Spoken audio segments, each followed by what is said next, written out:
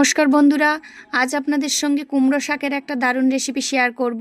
এখানে আমি কুমড়ো শাক নিয়েছি, দেখুন কুমড়ো শাকগুলো লম্বা লম্বা করে কেটে নিয়েছি।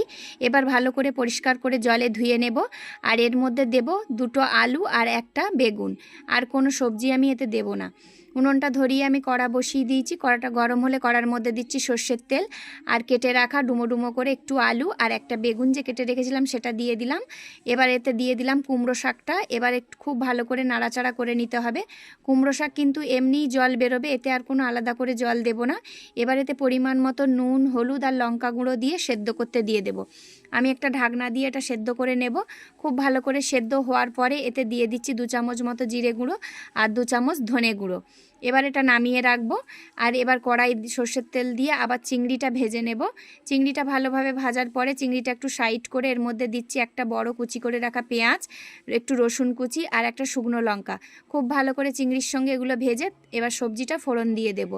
এবার এতে পরিমাণ মতো 2-4 দানা একটু চিনি দিচ্ছি, কারণ যেহেতু ডাঁটা একটু মিষ্টি না দিলে কিন্তু তরকারিটা খেতে ভালো হবে না। এবার ঝোলটা মাখো মাখো করে নামালেই একদম রেডি কুমড়ো শাকের এই চিংড়ি মাছ দিয়ে তরকারি।